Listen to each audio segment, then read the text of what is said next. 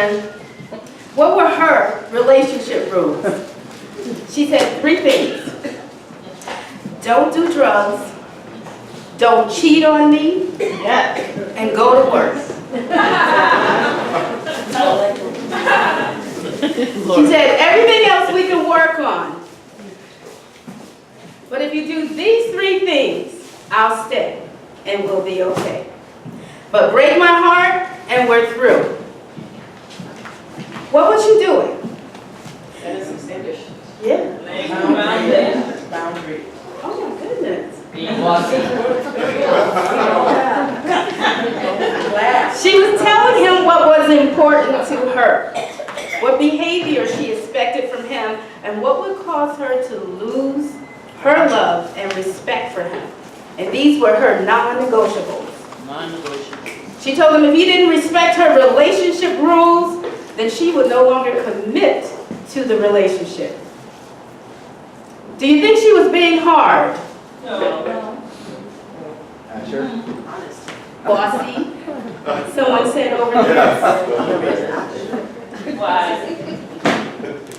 Many of us struggle to tell people how we feel, and we stuff our feelings and bury our resentment. Author Henry Cloud and John Townsend wrote in their book, Boundaries, about Sherry and a day in her boundary-less life. Let's go through her day. 6 a.m. when the alarm clock goes off, and Sherry wakes up. And she sits up in bed with feelings of dread for the day's events, and she remembers, I have a 4 p.m. meeting at her son Todd's school. His teacher has been complaining that Todd doesn't listen to her, and Sherry sighed. Todd doesn't listen to her either. He was a strong-willed child, but she didn't want to quench his spirit. 6:45 a.m. The morning, as usual, is a disaster. The kids whined about getting out of bed, and Walt, her husband, complained, "Can't you get the kids to breakfast and out the door on time?" 8:45. She's rushing into her job a few minutes late. The meeting she was supposed to be at 8 a.m. has started without her, and she hopes that nobody notices her, but every eye is on her as she walks into the room and tiptoes to her seat. 11:45, Sherry's back in her office, and a phone rings. It's Lois, a friend from high school. And Lois cries on the phone, "Oh, thank goodness you were there. It's horrible, just horrible." "What's wrong?" Sherry asked. Well, Lois continues, "Ann was sent home from school. Tom was denied a promotion. He's all depressed and stressing me out. And my car gave out on the freeway." Sherry wanted to say, "Well, that's my life too, and I'd like to have somebody to cry to as well." But she stifled her resentment. Lois seems always to be in a crisis, and Sherry felt like she was more counselor than friend. Lois rarely asked Sherry about her life and problems, but Sherry immediately felt guilty for being selfish. And she encouraged Lois to tell me all about it, which went on for most of Sherry's lunch break. And by the time the phone ended, she only had time to run to the cafeteria and get something quick from the vending machine, so she quickly ate some donuts and chips, ignoring her concerns about her expanding waistline. 4 o'clock.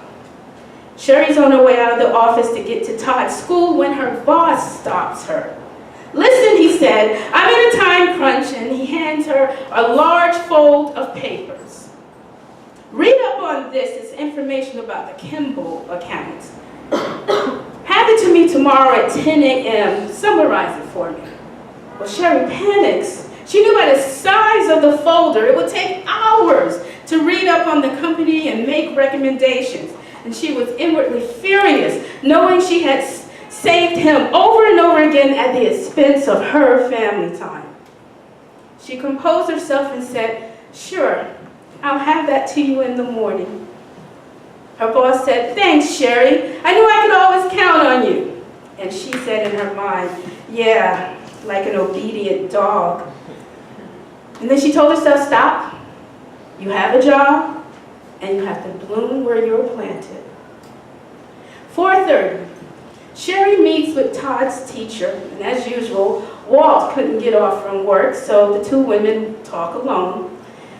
Miss Harris says, he's not a bad child. In fact, he's bright and energetic.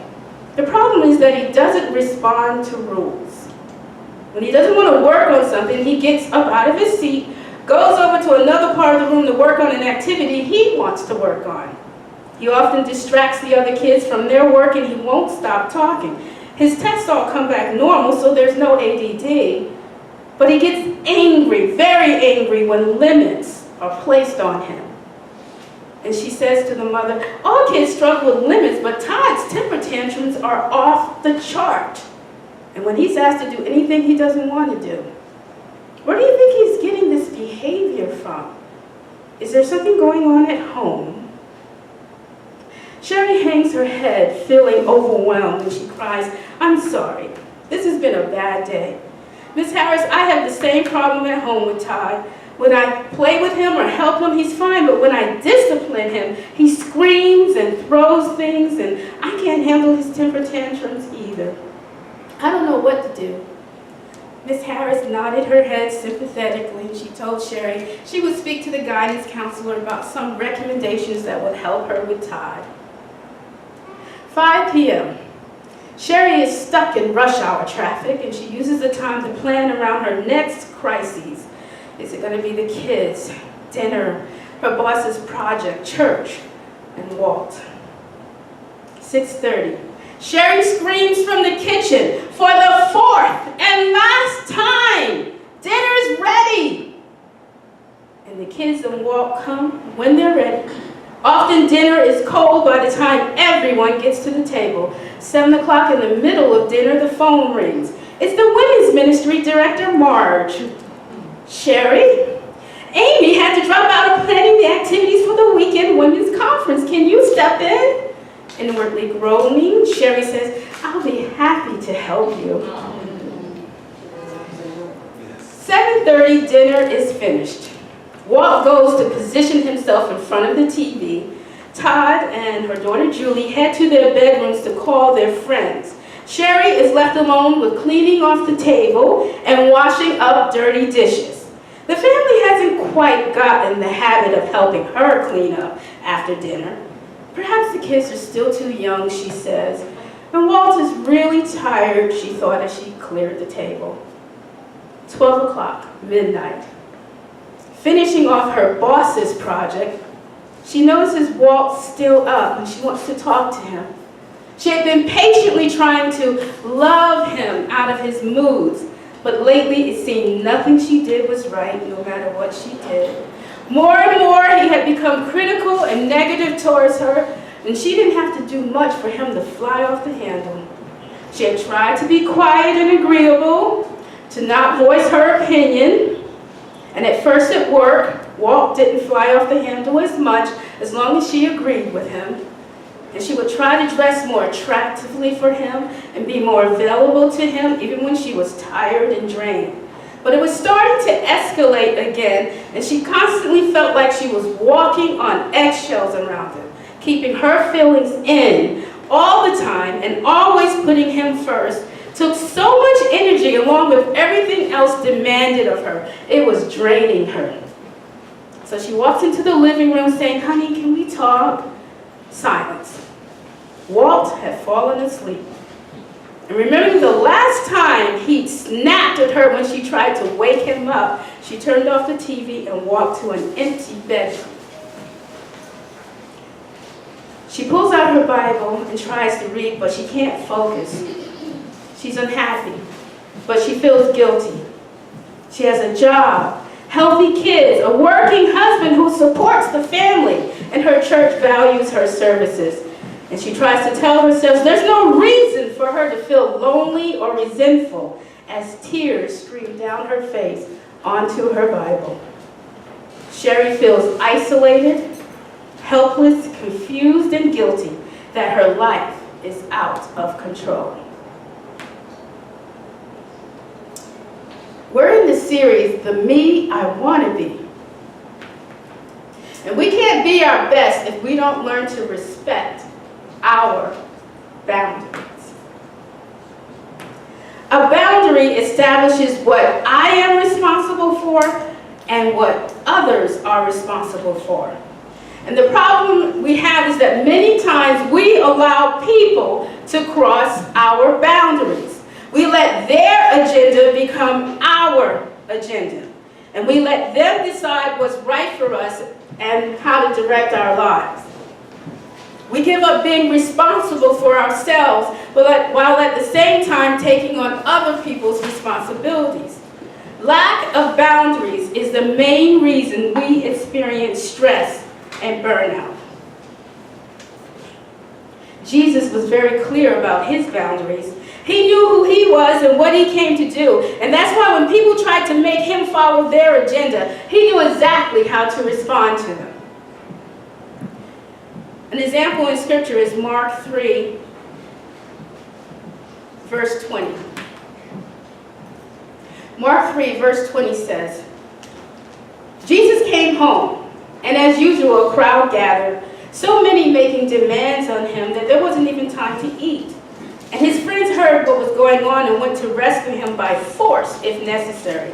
They suspected he was getting carried away with himself. The religious scholars from Jerusalem came down spreading rumors that he was working black magic, using devil tricks to impress them with spiritual power. Jesus confronted their slander with a story. Does it make sense to send a devil to catch a devil? To use Satan to get rid of Satan? A constantly squabbling family disintegrates. If Satan were fighting Satan, there soon wouldn't be any Satan left. Do you think it's possible in broad daylight to enter the house of an awake, able-bodied man and walk off with his possessions unless you tie him up first? Tie him up, though, and you can clean him out. Listen to this carefully. I'm warning you. There's nothing done or said that can't be forgiven. But if you persist in your slanders against God's Holy Spirit, you are repudiating the very one who forgives, sawing off the branch on which you're sitting, severing by your own perversity all connection with the one who forgives. He gave this warning because they were accusing him of being in league with evil. And just then, his mothers and brothers showed up. Standing outside, they relayed a message that they wanted a word with him. And he was surrounded by the crowd when he was given this message. Your mothers and brothers and sisters are outside looking for you. And Jesus responded, who do you think are my mother and brothers? And looking around, taking everyone seated around him, he said, right here, right in front of you, my mother and my brothers. Obedience is thicker than blood. And the person who obeys God's will is my brother and sister and mother. Jesus' family and friends didn't initially understand what he was doing. They felt the movement he was starting was getting out of hand and that Jesus was getting carried away. And they showed up to try and keep him from continuing with the movement. And Jesus responded to them by saying, those who obey the will of God are his family. In other words, God's agenda was more important to him than his family's fears about him and his notoriety. Jesus lived in grace and truth. He knew when to extend mercy and grace. And he also knew when to tell people truth and set up boundaries with them. He gave energy and focus, not on pleasing people, but on listening to and pleasing God. Jesus took care of the basics, which are things that we need to do.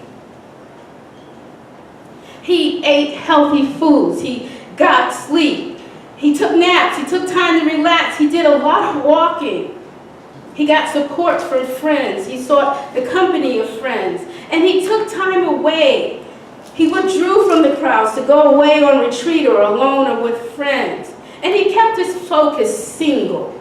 He did things in this place with these people at this time. He'd go to one city and he'd do what he felt he was called to do, and then he'd move on. He didn't try to do everything all the time. And then he trusted God. Jesus was tempted in all things, so he would have been tempted to dread even the cross. Satan and his demons, along with many people who hated him, were trying to kill him all the time. And you could feel that there might have been some anxiety. Was he going to make it to the cross and die for us on the cross? Or were people going to just take his life beforehand? They many times tried to kill him. And even in the garden, he didn't want to go that way. And it showed in his humanity, not my will, Lord God.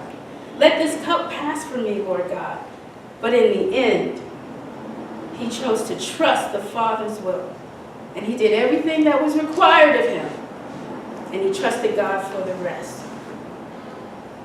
Jesus knew how to say no to inappropriate behavior. He knew how to resist demands. When the crowds would try to press upon him, he withdrew from the crowds. When they tried to make him a king, he went the other way. He resisted abuse. He fought his way through a crowd that was trying to throw him off a cliff or claiming to be the Messiah.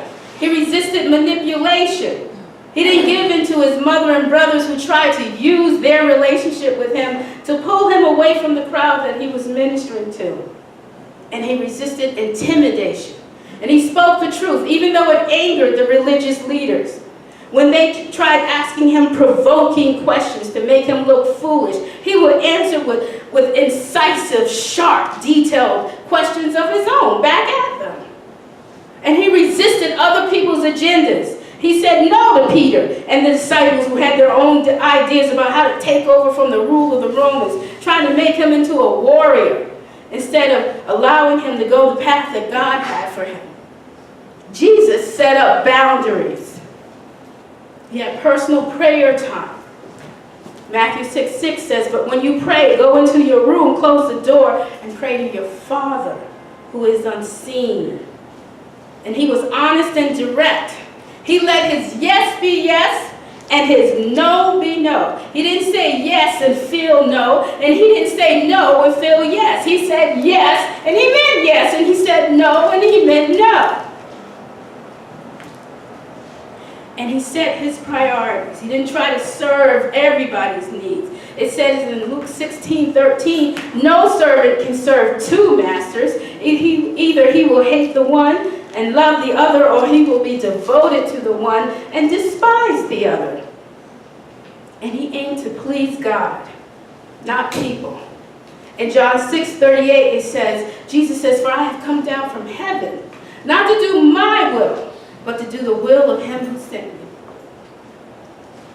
And when he was stressed, he focused on what the Word says. In Matthew 4, verse 1, we know Jesus was led into the wilderness to be tempted by the devil. And he fasted for 40 days and 40 nights, and he was hungry. And the tempter came to him and said, "If you are the Son of God, tell these stones to become bread." And Jesus answered, "It is written, man shall not live on bread alone, but on every word that comes from the mouth of God." This is how he set up boundaries. And it's important we learn how to set good boundaries. Boundaries protect us.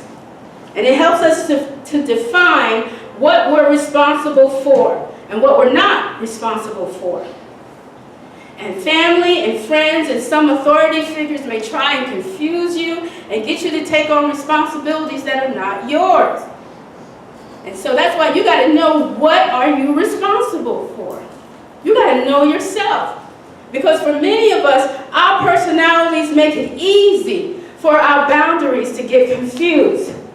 Some of us have such strong personalities, we have a hard time respecting other people's boundaries. And some of us have such compliant personalities, we have a hard time respecting our own boundaries. Sherry's problems came from being too compliant. Compliant people have fuzzy boundaries, and they try to minimize differences with others in order to get along. Peace at all costs. is their goal. And they sense inwardly they should protect themselves better, but they often ignore that inner voice of caution because of these reasons. Fear of hurting other people's feelings, fear of abandonment, fear of somebody's anger, fear of punishment, fear of being shamed, fear of being seen as bad or selfish, fear of being unspiritual, fear of having a critical or guilty conscience, and an overwhelming desire to remain connected and dependent on someone. As you can see, Sherry has a lot going on inside of her that prevents her from establishing good boundaries with her husbands, her kids, her boss, and her friends. She even has problems taking care of her own needs because of trying to keep everybody else's balls in the air. I want us to take a few minutes and focus on how to help Sherry. We're going to establish some relationship rules for Sherry. We're going to have a little group time.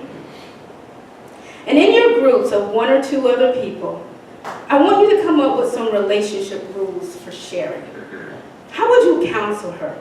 And then I want you to remember this. She loves her husband. For those of you who immediately said, kick the bum out the house. She loves her kids. She's not taking her name off their birth certificate. She wants her job. And she likes her friend.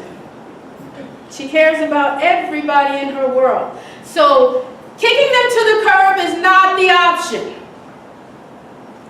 But come up with some ways to help her handle her life. Choose somebody near you and take a moment to have a discussion. Choose any relationship she's dealing with, her kids, her husband, her boss, her friend, and we'll come back in a moment or two.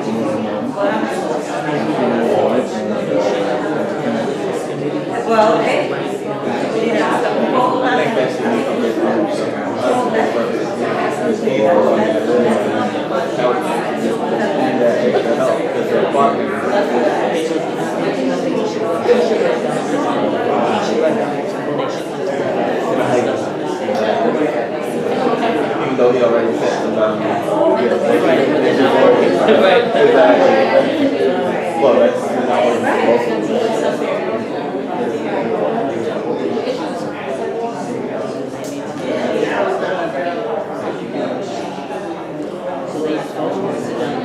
One more minute.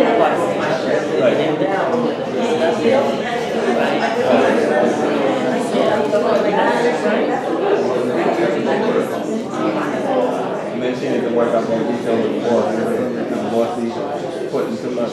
Yeah,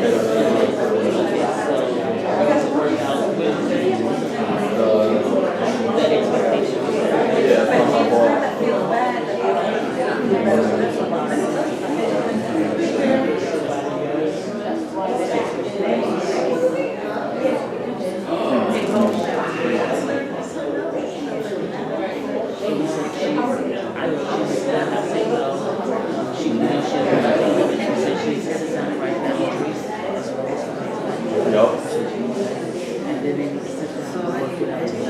Okay, let's wrap it up.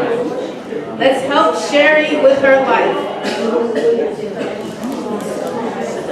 10, 9, 8, 7, 6, 5, 4, 3, 2, 1. All right.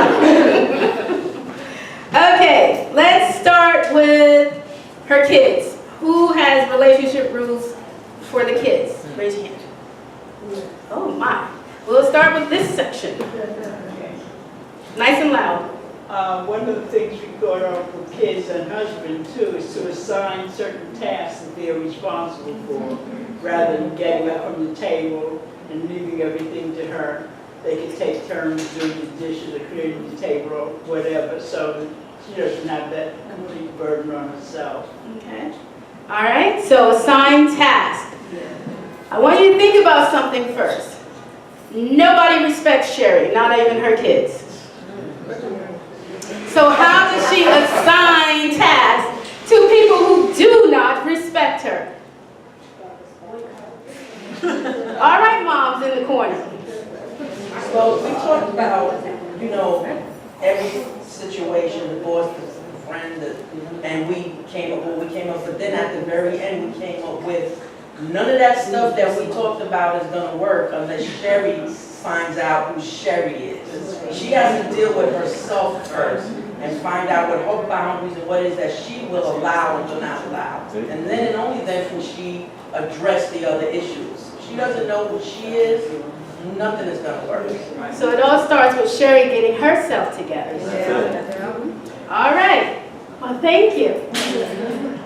Task, getting herself together. There are no wrong answers. These are all relationship rules, so I want to hear everything. So, get herself together, yes. Task for the kids, yes. My dear, you have raised your hand? Same. Same thing? I want to hear your wording. Okay. She should share the responsibilities of the household, which would require some conversations probably with the husband and the children in order to divvy up the work. Okay. One question I still want y'all to answer is, how do you get people to respect you, even your kids? And this has something to do with love. They all love her, but they don't respect her. Yes, they love her. They do. But she allows this behavior. Yes, Yvette. I'm going to use this example when I was raising my son. Right. I did, and it was actually an advice from many years ago. I would do 9 hours, 10 hours at work, come home, raising a child, a boy at that. At 5, 6 years old, and it was like, I was telling him, all I could get is mommy, and I wanted to snap, and just tell him, leave me alone. But I knew that wasn't the appropriate thing to do. So I prayed on it, came up with a plan, and I decided, you know what, I need to rewind. When I come home, I'm going to take like 15, 20 minutes, whether it's a bubble bath, whether it's a little walk for me alone, and then I'll spend some time with him. So I sat down, I had to communicate that to him in the simplest way I could. Okay. And I said, of course, I had to commit myself to anything my son wanted to do afterwards. So I said, give me 15, 20 minutes, mommy or wine, whatever you want to do, whether it's go outside or play ball, even whatever, we'll do it. Just let me unwind. And it became consistent where he respected that, and he knew, oh, mommy got home from work, I'll leave her alone, she'll take her bath, and then when she gets out, we'll do whatever we have to do, and I'll spend the rest of the night until it's bedtime. You know? Awesome, awesome. That goes back to what you were saying about her setting up her own personal boundaries, taking care of herself first. Then she would have energy to take care of the rest of the family. That's good, that's good. Okay, yes, Frederick. She pretty much summed it up how I was going to say about the communicating. Everybody needs to want to be able to really talk to that person and let them know what's going on with you, what you expect, Right. and being consistent. I think that's Communicate. my thing, what helped bring back the respect. Did you hear Sherry's inner talking, where she said, well, maybe they're too young, you know? I thought that too, but Are they too young to do some tasks? no. That's when they should. Really? Say that again? That's when they should learn. That's when they should They're learn. sponges at that age. At that age, yes. So for all of you who feel like, no, I shouldn't bother them, people around you are saying, bother them. Set some standards and rules when they're early so that it becomes normal to them. Over here, anything about Sherry other than what was already said? No, that's pretty much what we were saying, but I guess to add on is having a level of honesty so that they understand when you communicate with them. Like, mom is tired, mommy's doing this, mommy's doing that, I just cooked, you just ate. This is why I need you to clear the table. This is why I need you to dry the dishes after your brother washes them, because I did this, and I would like to take some time to myself so I don't crash. You know, just put it in a term that they understand. So you're teaching them to be sensitive to you as a mother. Is that easy to do? Do they normally think, oh, we got to do this so mommy will feel better? No. No. I think it depends on the child. It depends on the child? Yes, Mauricio. In regard to respect, I'm thinking of a scenario at work. It's a process, but once you've decided that you're going to live a certain way or be a certain way, people adapt to it eventually. Yes. Okay. So again, it goes back to Sherry having to be consistently who she is. Yes. Then they will respond to that. Because she's consistently giving in, they respond to that. But if she consistently stays, you know, exactly, you know what I'm trying to say. Yes, Michael. We basically brought up that she should have an actual sit down with the husband and like basically come together. Like obviously his boundaries aren't working, Right. so they should both be implemented on reestablishing